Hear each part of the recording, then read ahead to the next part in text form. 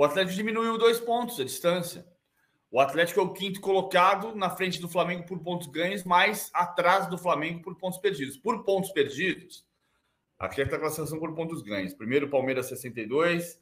Segundo, Botafogo, com 60. Terceiro, Grêmio. Quarto, Bragantino. Quinto, Atlético. Sexto, Flamengo, os dois com 57 pontos. Por pontos perdidos, em primeiro, Botafogo. Em segundo, o Palmeiras. O Botafogo perdeu 39 pontos. O Palmeiras perdeu 40 pontos. Depois, Bragantino e Flamengo perderam 42 pontos. O Grêmio perdeu 43 pontos e o Atlético perdeu 45 pontos. Então, por pontos perdidos, o Flamengo está no G4. E por pontos perdidos, o Botafogo ainda é o único... Por pontos ganhos ou por pontos perdidos? O Botafogo é o único time que depende só dele para ser campeão brasileiro. O Palmeiras depende de um tropeço do Botafogo. Isso é importante porque nessa reta final, agora faltando 4 jogos para quase todos os times, com exceção do Botafogo e do Red Bull Bragantino e do Flamengo, entre os que estão na briga, você está vendo aqui, ó, Botafogo 33, Red Bull Bragantino 33, Flamengo 33 jogos. Você vota na enquete para o PVC, então ninguém, né? Ninguém saiu da briga. São 6 candidatos ao título. Até o Atlético está 6 pontos atrás do Botafogo por pontos perdidos. Até o Atlético está na briga. O Gouveia está mandando uma pergunta aqui da parte de baixo da tabela, eu vou te fazer, depois a gente vai mostrar as chances de título dos times desses 6 concorrentes, além da tabela final de cada um deles. Está perguntando aqui, ó, PVC, você acha que o meu Peixe escapa da Série B com mais 4 jogos difíceis pela frente? Deixa eu mostrar a tabela aqui embaixo. O Santos tem 42 pontos, está 5 à frente do Z4, mas o Cruzeiro tem 2 jogos a menos, PVC. Eu acho que escapa. Eu acho que o rebaixado, os rebaixados vão ser América, que já está rebaixado, Coritiba, Goiás, que estão virtualmente, vai ser o Bahia ou o Cruzeiro. Um dos dois. Então, calma aí. Vai de novo, porque agora eu vou encher a tela para você dar essa opinião mais uma vez. Os possíveis rebaixados do Brasileirão. Vai lá, PV. O América já está rebaixado, o Coritiba e o Goiás virtualmente rebaixados, e o quarto rebaixado, na minha opinião, vai ser ou Bahia ou Cruzeiro. Lembre-se de que eu já disse aqui, semanas atrás, que eu achava que o Santos ia cair. Eu não gostaria que o Santos caísse, mas achei que o Santos ia cair. Agora acho que está escapando, chegando a uma distância de 5 pontos de vantagem sobre o primeiro dos rebaixados, que nesse momento é o Cruzeiro, apesar dos jogos a menos do Cruzeiro. Tá respondida então a pergunta aqui do governo no nosso chat. A gente trata na sequência agora também sobre as chances do Z4.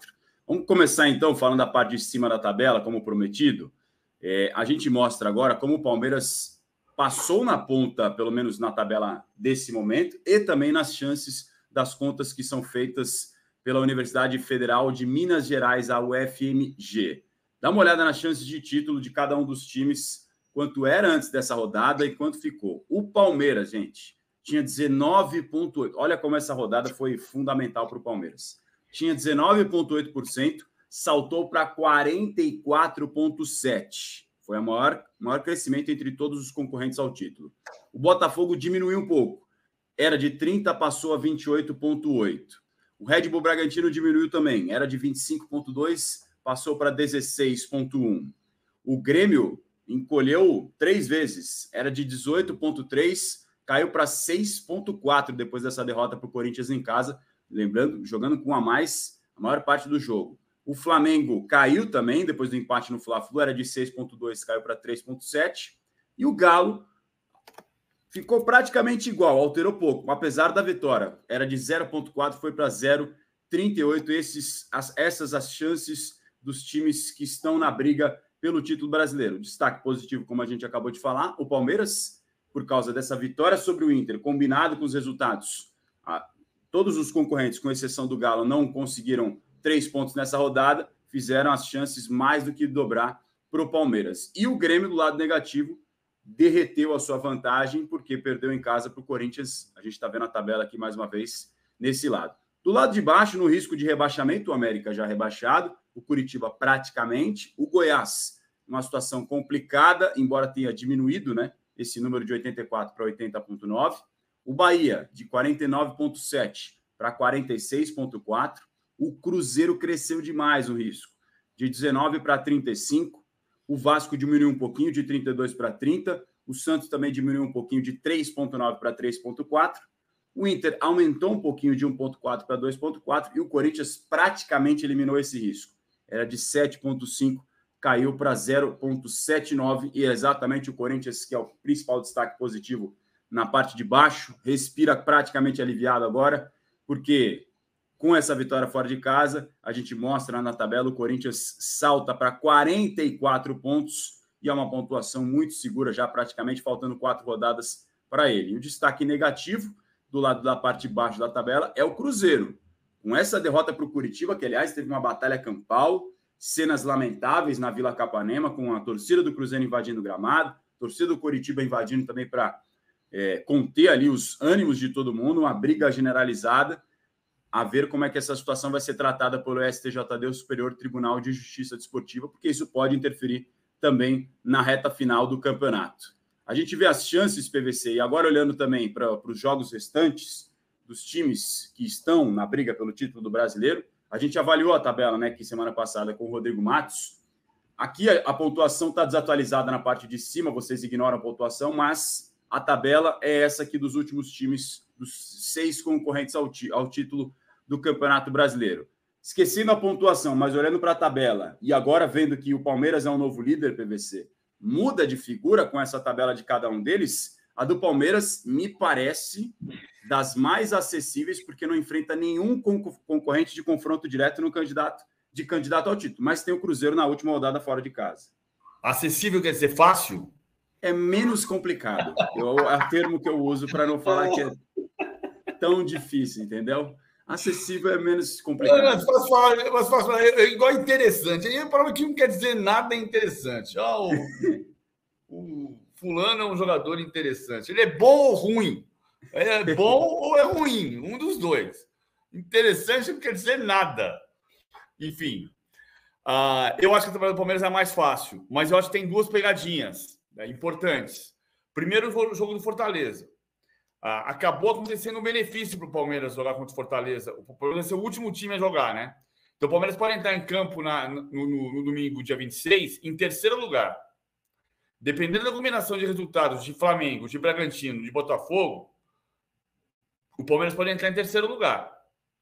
Porque ele só vai jogar às 6h30 da tarde do domingo, dia 26.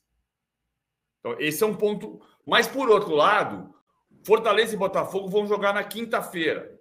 O que significa que o Palmeiras vai ter um adversário desgastado pelo jogo da quinta contra o líder do campeonato. Então, esse é um ponto importante. Vai ter 2 semanas de descanso, mas vai ter um jogo difícil para o Fortaleza na quinta-feira e depois o Fortaleza joga no domingo, com o Palmeiras sendo voltado da data FIFA na quarta-feira. Ele está treinado quarta, quinta, sexta e sábado para jogar em Fortaleza. O PV, só para pegar esse... Você acha que nesse momento, diante da tabela mais fácil e da ponta da tabela, o Palmeiras está com a faca e o queijo na mão para ser campeão brasileiro? Eu acho que o campeonato não permite dizer isso, Razan. A gente está querendo fazer previsões num campeonato imprevisível. Gostei. Então não adianta você tentar ficar imaginando o que vai acontecer. O Abel fez um desabafo. O Abel deu uma entrevista coletiva ruim no sábado. Mas de tudo que ele falou de ruim, ele falou uma coisa muito certa. Cara, não tá dando para jogar cada 2 dias. O Palmeiras joga um jogo de subir a montanha na quarta-feira contra o Botafogo, vira no segundo tempo, faz 4-3, 3 dias depois ganha do Atlético Paranaense com as calças na mão porque jogando mal. E mais 4 dias toma 3-0 do Flamengo. Aí se recupera contra o Internacional. O Grêmio faz um jogo extraordinário contra o Botafogo e 3 dias depois perde para o Corinthians. O Flamengo faz um jogo fantástico contra o Palmeiras 3-0 e 3 dias depois não consegue jogar o segundo tempo. Ninguém está com perna em novembro para jogar no nível que se está jogando a cada 3 dias. Não está dando para fazer jogo de herói todo dia. Então você faz um jogo... O Palmeiras tem a grande vantagem de descansar 2 semanas, mas o Palmeiras vai ter 6 jogadores convocados. Então como é que esses jogadores vão voltar? Acho que o Palmeiras tem tudo, tem grande chance de ser campeão, mas eu não vou dizer assim, o Palmeiras vai ser campeão, porque não dá para prever. É impossível fazer previsões no campeonato mais imprevisível da história. E diante dessa imprevisibilidade, a tabela do Palmeiras, você estava continuando a analisar, eu te interrompi, perdão. A do Palmeiras é a mais fácil, então não vou usar Mas tem mais duas pegadinhas. Quais são as pegadinhas? Primeiro, jogar em Fortaleza, que é um jogo difícil. Com todo o benefício de jogar contra o Fortaleza cansado, o Palmeiras vai ter o retorno da FIFA e jogar em Fortaleza. A segunda pegadinha é o Allianz Parque contra o Fluminense, que não se sabe. O Palmeiras volta ao Allianz Parque contra o América, porque as datas mudaram com o adiamento do final do campeonato para dia 6. O Palmeiras vai jogar dia 3 de dezembro contra o Fluminense. No dia 2 de dezembro tem o show dos amigos no Allianz Parque. Existe um estudo para saber se vai ser possível ou não vai ser possível retirar o palco para o Palmeiras jogar no domingo. E é possível que não dê para jogar no domingo. E aí vai jogar em Barueri. E a gente já viu como a torcida do Palmeiras não gosta de Barueri. Foi o pior público do Palmeiras em 2022 contra o Juazeirense. Foram os 2 piores públicos do Palmeiras. Foram os 3 piores públicos do Palmeiras em 2023. Palmeiras e Santos, Palmeiras e Atlético Paranaense e Palmeiras Internacional. O Abel já disse que não se sente em casa jogando em Barueri. E o Palmeiras vai ter que fazer o maior esforço e o maior diálogo possível com a W Torre para tentar tirar o palco do show dos amigos e jogar dia 3 contra o Fluminense no Allianz Parque. É uma questão que o Abel, inclusive, falou, né, durante a entrevista coletiva dele. Ele disse o seguinte: um time que está brigando pelo título não pode ter um estádio assim. E aí, depois, quando foi questionado se ele chegou a debater ou perguntar para a diretoria se tentou argumentar alguma coisa, ele falou: não, eu cuido da parte de ganhar e da parte técnica. Me cobram para ganhar jogos. Então, eu quero jogar no Allianz Parque. A casa do Palmeiras é o Allianz Parque, não é essa aqui. E pronto. Se precisa falar com a W Torre, com a diretoria, com quem quer que seja, não é problema meu. Nessas palavras, mais ou menos. Como quem diz. Agora tem que ter diálogo. Agora tem que ter diálogo, porque você tem que saber. Se eu sei que tem um problema para tirar o show, o palco do dia 2 para o dia 3, evidentemente a diretoria do Palmeiras também sabe. E tem que bater na W Torre e dizer assim: escuta, existe um litígio, uma discussão na justiça, mas vem cá, aqui é ganha-ganha. A W Torre ganha com 30 mil pessoas ou 35 mil pessoas no Allianz Parque no jogo Palmeiras e Fluminense dia 3 de dezembro. E não dá para ter certeza, nesse momento, se o jogo contra o Fluminense vai ser no Allianz Parque ou na Arena Barueri. Para a gente retomar a tabela dos times que ainda estão na briga, ainda não, estão na briga pelo título do Campeonato Brasileiro, na outra ponta, se a do Palmeiras é a mais fácil, nesse momento, diante da tabela, sempre lembrando que tá desatualizada a pontuação, tá, gente? Não é essa a pontuação aqui de cima, só a tabela que vocês olham para os adversários. Qual que você vê agora, PVC, a situação mais complicada desses concorrentes? Peraí. Botafogo vai jogar contra... A mais complicada é do Atlético, porque o Atlético está em 6º lugar, embora seja o 5º por pontos ganhos. E o Atlético tem que pegar o Grêmio e o Flamengo. 2 concorrentes. Então, mas o Atlético é o que a gente menos acredita que vai ser campeão. Dos que a gente mais acredita que vai ser campeão, a mais difícil... Ninguém acredita que o Bragantino vai ser campeão também. Eu acho que pode ser. Eu acho que o Bragantino pode ser campeão. Mas você acha do Bragantino ou a do Botafogo mais difícil? Não, eu acho a do Bragantino mais difícil. Bragantino pega o Flamengo, que é concorrente direto, e fecha com o Vasco fora, que é concorrente ao rebaixamento nesse momento. A gente não sabe, claro, como é que vai estar o Vasco a essa altura do campeonato. Pode ser que já esteja definido. E o Botafogo tem o Cruzeiro, que é um candidato contra o rebaixamento, mas já não enfrenta mais nenhum dos candidatos ao título agora, nessa reta decisiva. Mas tem o Fortaleza fora. Fortaleza fora é difícil. Fortaleza fora é difícil. A estreia do Thiago Nunes, né? Vai ser a estreia do Thiago Nunes. O Botafogo pode ser o primeiro campeão brasileiro com 4 técnicos. Porque, embora não tenha sido efetivado, o Lúcio Flávio foi dito que ele ficaria até o final do campeonato, né? Então é uma mudança de técnico, né? Vamos combinar. Eu não considero os interinos como mudança de técnico, mas nesse caso é. Sem dúvida. Agora não tem o que falar. O Lúcio Flávio já até tratou da chegada do Thiago Nunes como algo iminente, e a gente vai falar disso, inclusive, aqui na sequência do de primeira. Só para não perder o gancho do Palmeiras, o PVC, porque foi o time que mais se beneficiou nessa rodada, e por isso a gente abre o programa falando sobre ele, Palmeiras. Diante desse 3-0, como é que você vê o tamanho do peso do Endrick nessa arrancada final do Palmeiras para, quem sabe, buscar o título, porque naquele jogo contra o Botafogo ele praticamente faz chover, faz mais um gol agora contra o Internacional e com 17 anos está colocando a responsabilidade, chamando a responsabilidade no momento mais importante do Palmeiras no Brasileirão, PVC. Eu vou te sacanear de novo. Assim, o peso do Endrick é 67 quilos. Mais uma, eu já peço música. Estou brincando. Eu acho que assim, eu discordo do que o Arnaldo disse na semana passada sobre quem está dando o título, quem colocou o Palmeiras na briga pelo título foi o Endrick. Não, quem colocou, porque aí a gente tem que personalizar para dizer que não foi o Abel. E aí é polemizar, mas assim, não é uma... O entendimento é o seguinte: o Endrick, nesses 14 gols que o Palmeiras fez, desde que o Endrick virou titular, o Endrick fez 4 gols e deu um passe para gol. E o Veiga fez 1 gol e deu 4 passes para gol. Quem é que está colocando o Palmeiras na briga pelo título? O time. É o time, é o jogo coletivo, que voltou a existir em bom nível, embora não imbatível. Tanto que fez uma partida horrorosa contra o Flamengo, tomou 3-0. Mas o que está colocando o Palmeiras na briga pelo título é a qualidade do time. Se você for pensar, vamos lá, Grêmio, Palmeiras e Bragantino são os 3 times que têm o mesmo técnico desde o começo do campeonato, desde o começo da temporada. Isso faz toda a diferença. Você tem 67 campeonatos brasileiros, 68 considerando a unificação do Atlético em 37. Considerando as unificações do Campeonato Brasileiro, são 68 campeonatos brasileiros na história. 15 foram conquistados por times que mudaram de técnico.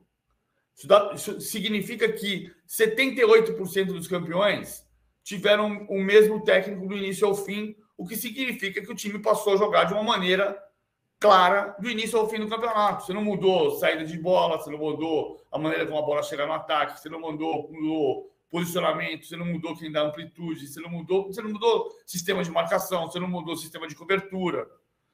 Então, tudo isso faz muita diferença.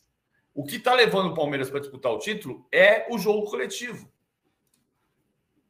E nesse momento, o Palmeiras sendo o novo líder do Campeonato Brasileiro, com um técnico, PVC, dos mais longevos dos últimos anos no futebol brasileiro, não só é o mais longevo atualmente, que é o Abel Ferreira. Mas você tocou nesse ponto, eu acho importante a gente abordar. O Abel Ferreira deu várias declarações importantes durante a entrevista coletiva. Alguns interpretaram parte delas como boas e outras como ruins. Você já comentou que não achou legal a entrevista dele na maior parte das coisas que ele disse. Mas algumas declarações que ele falou me chamaram a atenção sobre, do ponto de vista dele estar aparentemente já meio... Ele mesmo usou esse termo, né, de saco cheio. Eu anotei 5 declarações dele aqui como que me chamaram a atenção. Primeiro, ele disse: eu estou cansado, não é isso que eu quero, não é isso que eu quero para mim. Chegando 4 horas da manhã para decidir se eu durmo no CT, na academia de futebol, ou em casa. Depois ele falou da questão do Allianz Parque. Ele quer jogar no Allianz Parque. A casa do Palmeiras é o Allianz Parque, e disso ele não abre mão. Tem toda essa questão com a W Torres Shows que você já abordou agora recentemente. Depois ele critica a atmosfera ali na Arena Barueri, dizendo que não é a casa do Palmeiras. Um time que luta para ser campeão não pode ter estádio assim. Não sei como tem que fazer, mas a nossa casa não é aqui, é no Allianz Parque. Quando perguntado sobre se isso, algum colega pergunta no meio de uma das perguntas, enquanto ele estava passando ali o microfone, aparentemente, porque não é nem no microfone, se poderia sair do Palmeiras ou se algo poderia interferir na sequência do contrato dele, falou: tô de saco cheio, tem que esperar para ver, e já passa para a próxima. E aí, quando há uma insistência nessa pergunta do que está aborrecendo o Abel, ele diz: tô de saco cheio de jogos, viagens, de falarem que o campeonato acaba no dia 3, depois mudar para o dia 7. Prestem atenção nas declarações dos treinadores. Vocês da imprensa poderiam criticar a organização. Se fazem, não estou ouvindo. E quem manda não ouviu. E se for preciso, que troque quem está mandando. Como que você viu essas declarações todas do Abel? E depois eu te pergunto se você acha que esse, entre aspas, saco cheio dele pode significar que ele está pensando em ir embora do Palmeiras antes do esperado. Mas como é que você viu essas declarações, PVC? Eu acho que ele não vai sair do Palmeiras antes de final de 24. Acho que ele fez isso para chamar atenção para ele, para a gente falar dele na data FIFA e não dos jogadores do Palmeiras, para a gente falar dele e não da perspectiva de ganhar o campeonato. Ele tirou o foco um pouco da perspectiva de ser campeão e jogou o foco na perspectiva de ele ficar ou não ficar. Mas acho que ele falou coisas importantes sobre essa maratona. Ele mora na frente do CT, né? Ele mora no Jardim das Perdizes, que fica do outro lado da rua, na Avenida Marquês de São Vicente, no bairro da Barra Funda, em São Paulo. E ele de fato, se você chegar em casa às 3 da manhã e tiver a perspectiva de o ônibus te deixar no CT, e se você for para casa, você vai acordar a família inteira, você pode pensar se você é melhor você dormir no CT.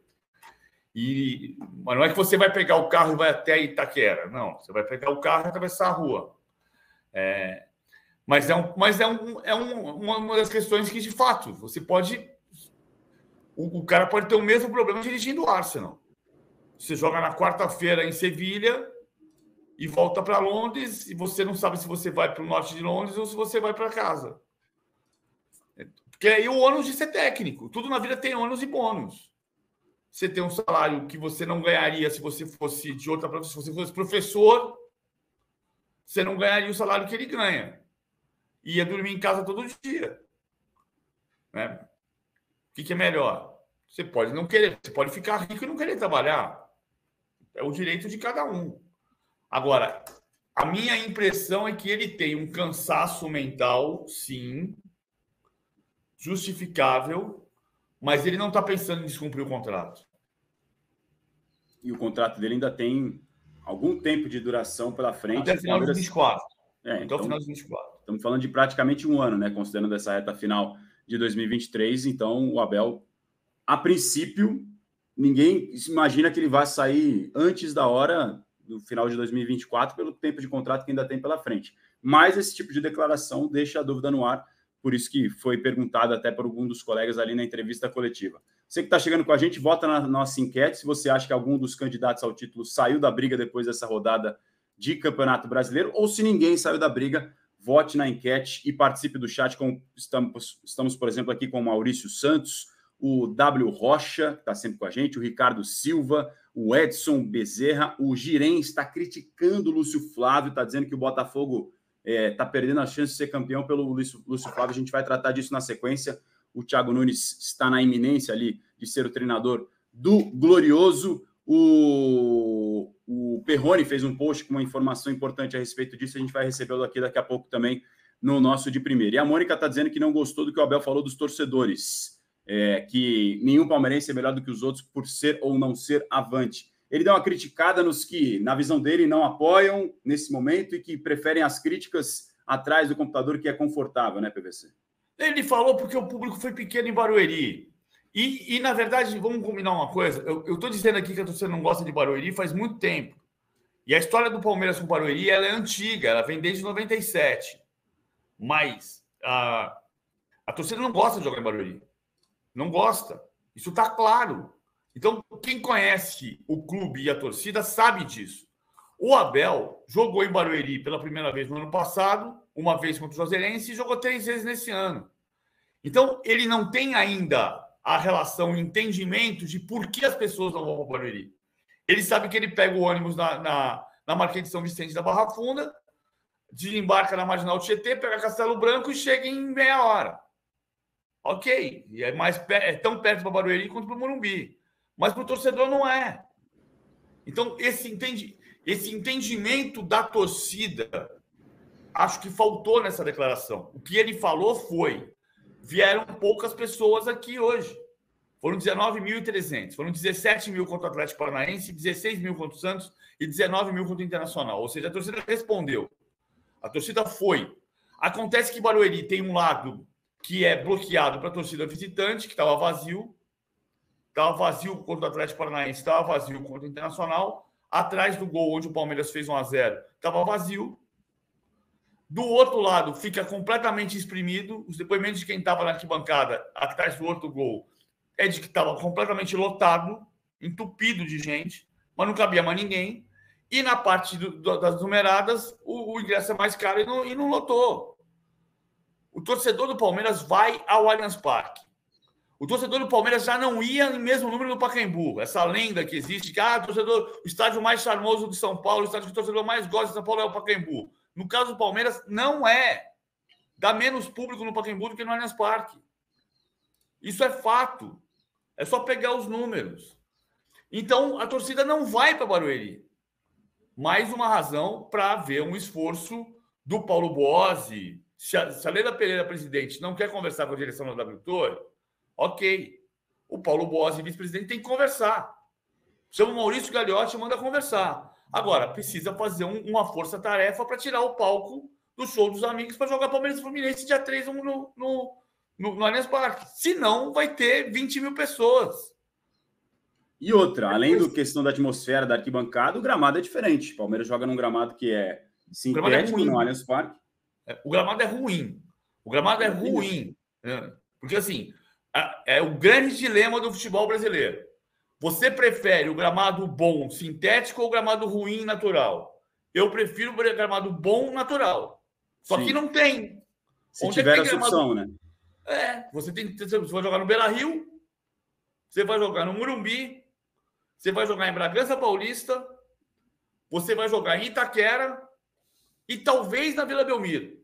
Agora, o PVC, sobre esse tema ainda Arena Barueri e Allianz Parque, que é algo que assim, é difícil de entrar na cabeça do torcedor palmeirense e da opinião pública em geral. É um tiro no pé, um time que é o líder do brasileiro, está na reta final, podendo ser campeão, virando de uma maneira histórica, uma edição das mais improváveis, e não poder jogar no seu estádio. É um negócio que não tem cabimento.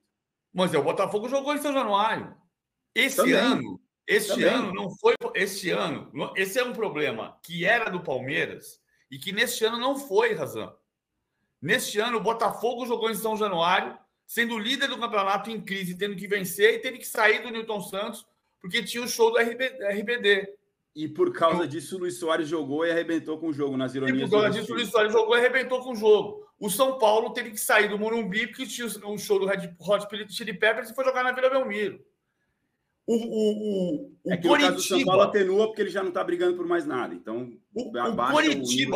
o Coritiba foi jogar na Vila Capanema sem nenhuma condição de segurança e sem nenhuma inspeção porque tinha show do Roger Waters no Couto Pereira.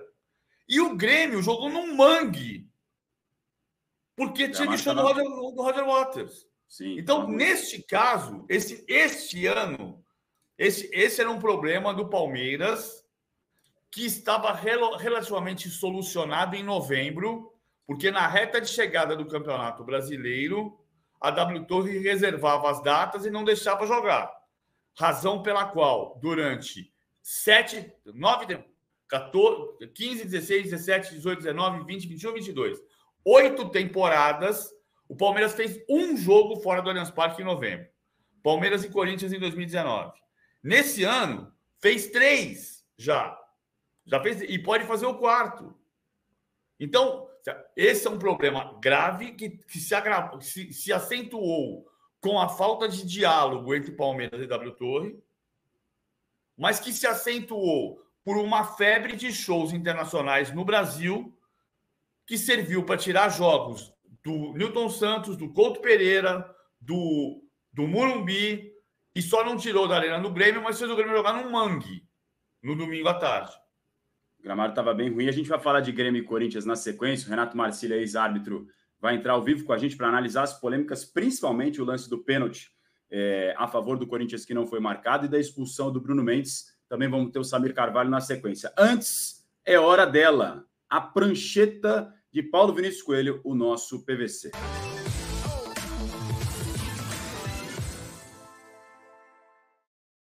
Eu ia falar do Fluminense no segundo tempo, mas atendendo a pedidos, eu vou falar do Palmeiras, que é o líder do campeonato por pontos ganhos, sempre com essa ressalva, e que a gente já mostrou que vem jogando de um jeito diferente, que depende muito desse homem aqui, desse líbero, que é o Luan, e o Luan saiu machucado e pode estar fora do campeonato.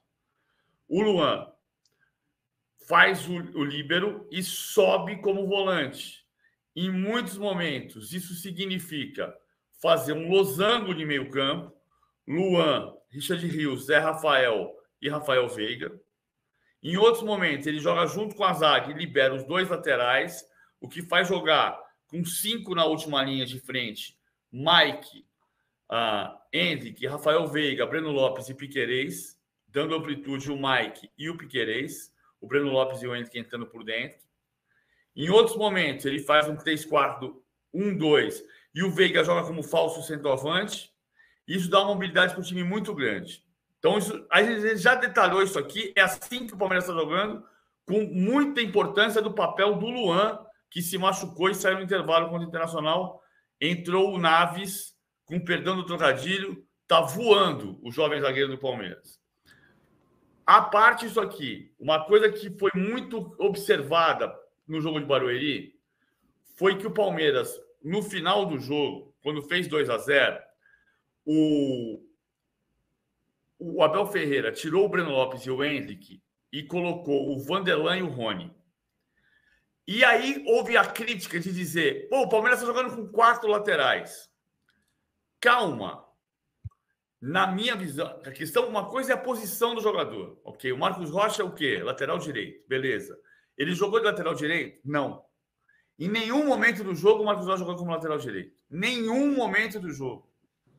Então, o que o Abel fez? O Abel, quando ganhou o jogo de 2-0 e precisava manter o resultado, e o Internacional fez um bom jogo, ameaçou, teve a bola do Ener Valencia quando o jogo estava 1-0, foi espetacular a defesa do Everton. O Abel atrasou a marcação e fez um 5-4-1, que virava, na sequência, um 3-4-3. Mas ele voltava com Mike, Marcos Rocha de terceiro zagueiro, Naves, Murilo e Piquerez. Aí ele puxou Rafael Veiga, Richard Rios, Zé Rafael e Vanderlan como ponta esquerda e Rony na frente. Quando você faz um 5-4-1, você precisa muito da transição rápida.